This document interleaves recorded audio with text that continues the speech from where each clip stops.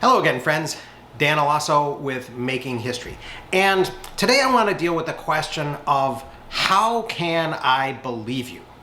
Or rather, how can somebody reading a book who is not an expert in a field believe the authors and trust what they say?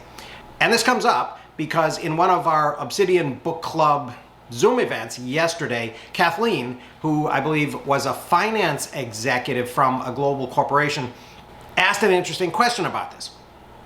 She said basically that because the claims of Graeber and Wengrow in the dawn of everything are so radical and revisionist, she's unsure really how much she should trust them.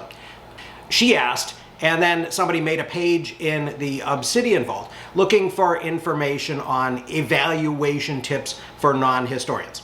And this is something that I have been kind of thinking about for a while, among other things in the context of trade press books that deal with history, that are written oftentimes by non-historians for a general audience.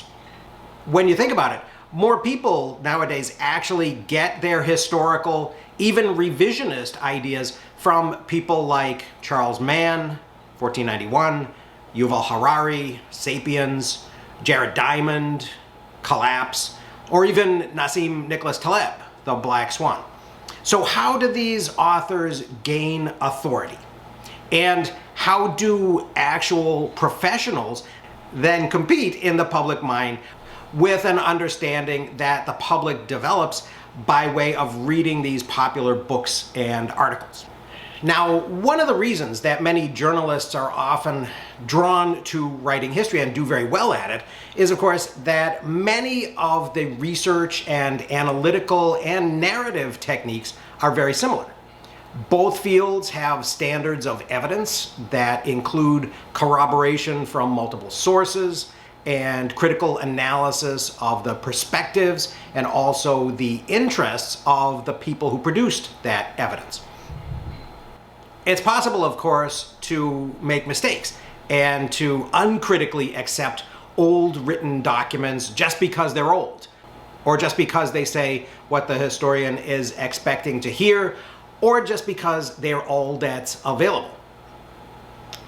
There is an extent to which history is written by the victors. But that's a pitfall that history shares with contemporary journalism. And we can use the same tools to examine it.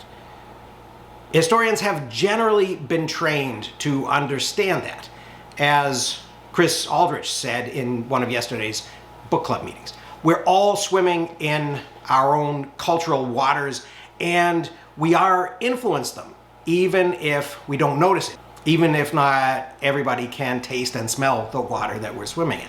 And this is the basic gist, really, of the postmodern critique. And even if not everybody believes that language and culture are determinative, pretty much everybody does agree that they're very influential. Now, I should note that this distinction between definite cause and influence, between 100% agreement or 0% disagreement, is another idea that came up in the Zoom discussions yesterday, but I'll cover that separately in a different video. Chris also mentioned on the evaluation tips page that citing primary sources is important in establishing an analysis and in being believed. And I agree. I would also like to point out that there's an expectation that in good history, at least, that reading and understanding primary sources precedes interpretation.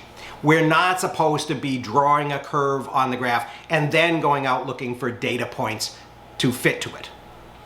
Ironically, I think that this expectation may contribute to the initial distrust that several readers seem to be expressing about the claims that Graeber and Wengrow make in the opening chapters.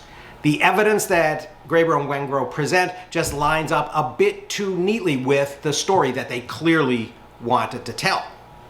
As I was winding down for bed last night after the second meeting, I listened to the audio of the first chapter, and I noticed that they do say that they are just sketching the very first outlines of a picture that it will take a lot of time and a lot more scholarship to completely fill in. But maybe part of this distrust also has to do with our shock at discovering that a lot of the data supporting this very revisionist interpretation has, to a great extent, been kind of hiding in plain sight. I think it may have been in the British Library interview in which Wengrow says something like, you know, no one ever challenges a new conservative book and says so-and-so has just offered a new neoliberal perspective on issue X. But when an anarchist says something, people are sure to spend most of their time remarking on his politics. And this is certainly what happened in the Daniel Immerwahr review in The Nation.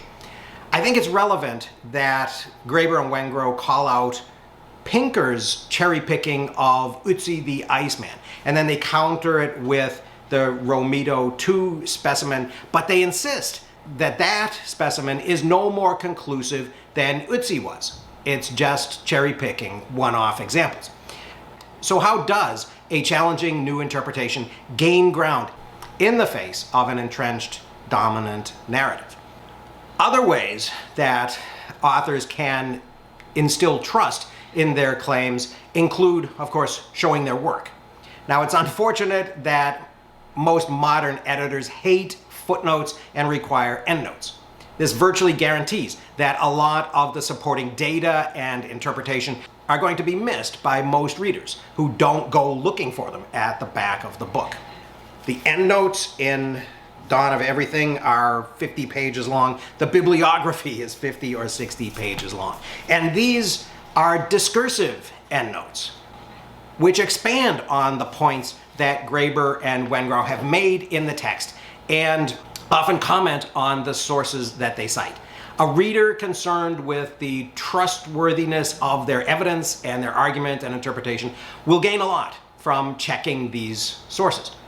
Primary sources are sometimes a little bit harder to verify, which is why it's important, for example, that a number of French sources mention how impressed that they were with natives such as Candiaronk and depict the Indian critique of European culture in similar terms.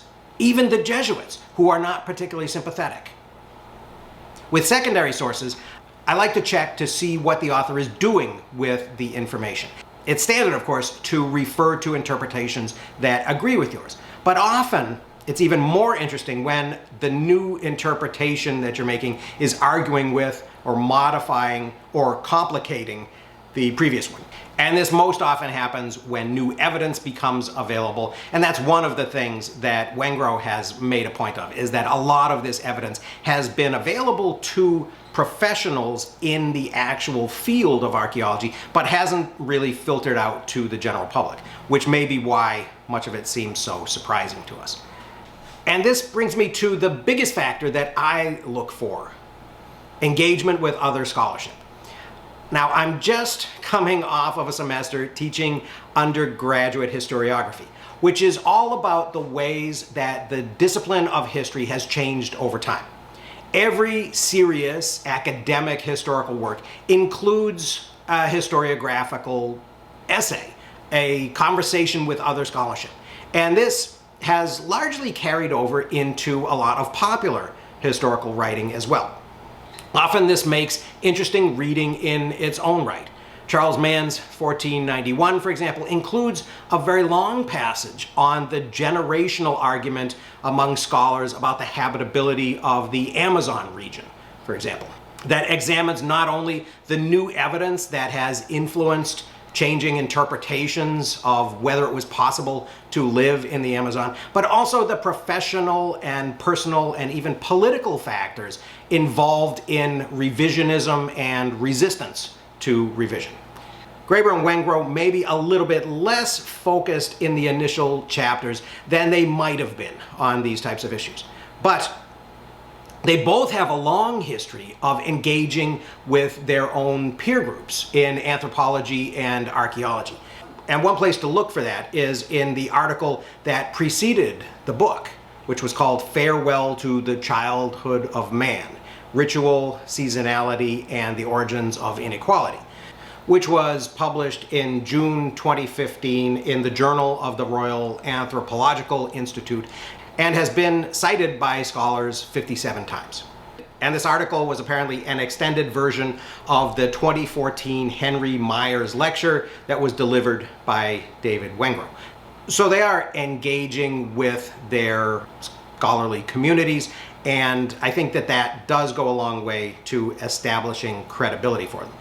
I'd be interested to hear what other members of the book club think, or other people out there in YouTube land think about the truth claims and the authority of authors that write for the general public, who may not necessarily be experts in the field. So, I hope people found that a little bit interesting. Thanks very much for listening. I will see you again very soon.